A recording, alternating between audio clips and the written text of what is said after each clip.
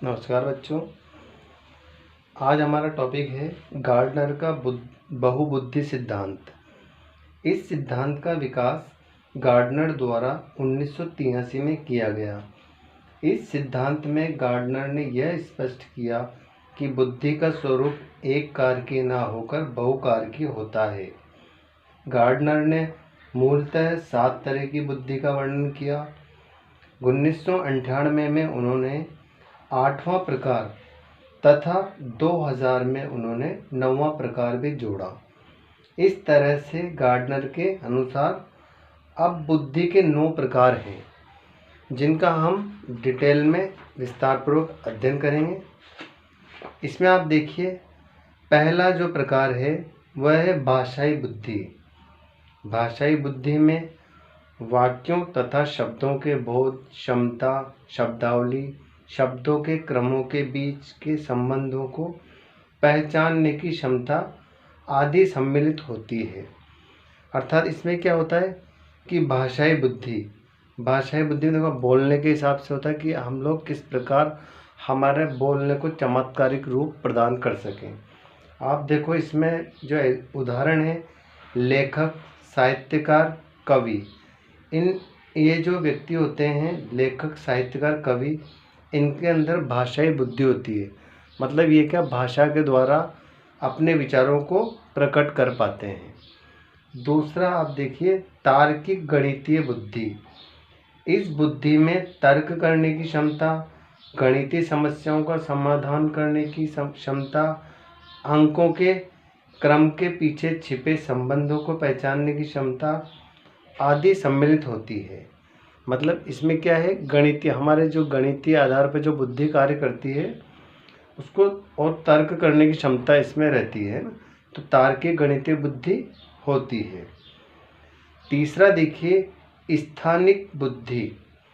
देखिए आपको इसके शब्द से ही पता चल रहा है कि स्थान संबंधी बुद्धि। इसमें स्थानिक चित्र को मानसिक रूप से परिवर्तन करने की क्षमता, स्थानिक कल्पना करने की क्षमता आदि सम्मिलित होती है। जैसे देखे गए स्थान को मानचित्र द्वारा प्रस्तुत करना। ठीक है भाई, हम लोगों ने क्या है, किसी चित्र को, किसी दृश्य को देखा है, फिर हम लोग क्या है उसको बुद्धि के आधार पर उसका चित्र बनाना, तो वह क्या है स्थानिक बुद्धि कहलाती है। चौथा देखिए आप, शारीरिक गतिक बुद्धि। इस तरह की बुद्धि में अपनी शारीरिक गति पर नियंत्रण रखने की क्षमता तथा वस्तुओं को सावधानी पूर्वक एवं प्रवीण ढंग से घुमाने तथा उपयोग करने की क्षमता सम्मिलित होती है। इस तरह की बुद्धि नर्तकों तथा खिलाड़ियों में अधिक होती है। ठीक है, इसमें क्या, हम लोगों को हमारे शरीर पर कंट्रोल रखना पड़ता है, उसकी गति पे कंट्रोल रखना पड़ता है। आज देखो आप खिलाड़ियों को किस प्रकार खेलना है। जैसे मान लो आप क्रिकेट खिलाड़ी है, तो वह क्या है क्रिकेट के अनुसार अपने शरीर को घुमाएगा। आप देखो डांसर देख लो, नृत्यक देख लो, तो ये क्या है, इनकी शारीरिक मुद्राएं अलग अलग होती है। उस आधार पर क्या है, वे डांस को या नृत्य को प्रस्तुत करते हैं। इसी प्रकार देखिए आप नेक्स्ट देखिए, 5वां सांगीतिक बुद्धि। सांगीतिक बुद्धि, इसमें देखो आप शब्द से पता चल रहा है संगीत। ये संगीत, इसमें जो बुद्धि वाले जो व्यक्ति होते हैं वो संगीत में पारंगत होते हैं। उसमें क्या है, उनके तारत्व, लय, जिनकी आवश्यकता होती है, ठीक है, संगीत में उसमें यह व्यक्ति निपुण होते हैं। उदाहरण देखिए संगीतकार, गीतकार। ठीक है, जो संगीतकार गीतकार होते हैं वो लोग, उन लोगों में इस तरह की बुद्धि होती है और वह इसी क्षेत्र में कार्य करते हैं ना। नेक्स्ट देखिए, इसमें छठा है अंतर्वैयक्तिक बुद्धि।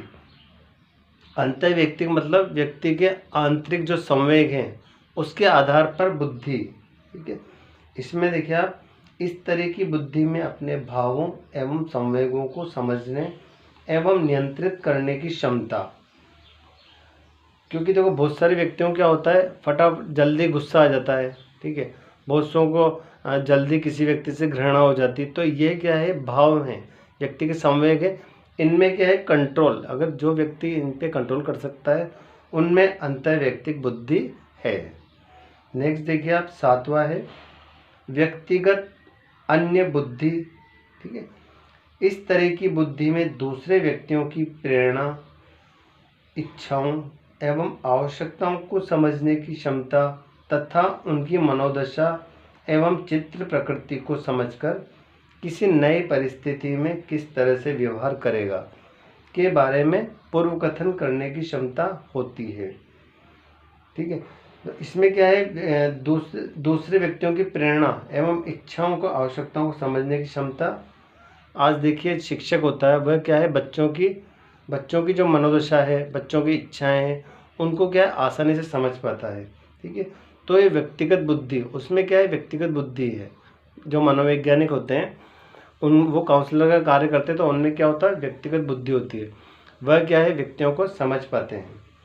नेक्स्ट देखिए आठवीं बुद्धि है जो ये 1998 में जोड़ी गई थी। आपको पहले बताया मैंने कि इसे 1998 में जोड़ा गया। इससे तात्पर्य व्यक्ति में प्रकृति में मौजूद ये बुद्धि होती है प्रकृतिवादी मतलब जो व्यक्ति प्रकृति को समझ पाता है, ठीक है, उसमें क्या है प्रकृतिवादी बुद्धि होती है। जैसे आप देखिए किसान जो होते हैं वो प्रकृति पर्यावरण के बारे में ज़्यादा जान पाते हैं, ठीक है। इसी प्रकार देखिए वनस्पति वैज्ञानिक होते हैं वह सारी वनस्पतियों के बारे में ज्ञान रखते हैं, ठीक है। नेक्स्ट जो 9वां जो है आपकी बुद्धि का प्रकार वह है अस्तित्ववादी बुद्धि, ठीक है, और इसे 2000 के संशोधन में जोड़ा गया था, ठीक। इसमें देखिए आप, इससे तात्पर्य मानव संसार में छिपे रहस्यों को, जिंदगी मृत्यु तथा मानव अनुभूति की वास्तविकता के बारे में उपयुक्त प्रश्न पूछकर जानने की क्षमता से है। इस ढंग की बुद्धि दार्शनिक चिंतकों में अधिक देखने को मिलती है, ठीक है। मतलब क्या है, दार्शनिक जो होते हैं वह क्या है जिंदगी के छोटे छोटे रहस्यों के बारे में जानकारी रखते हैं, ठीक है, कि भाई किस तरीके से क्या घटित हो रहा है और किस प्रकार से मृत्यु और किस प्रकार से मानव अनुभूतियाँ हैं, तो इनके बारे में वह क्या सूक्ष्म जानकारी रखते हैं, ठीक है ना। तो आज का टॉपिक बच्चों हमारा यही था। नेक्स्ट टॉपिक हम लोग कल पढ़ेंगे, ठीक है। Thank you.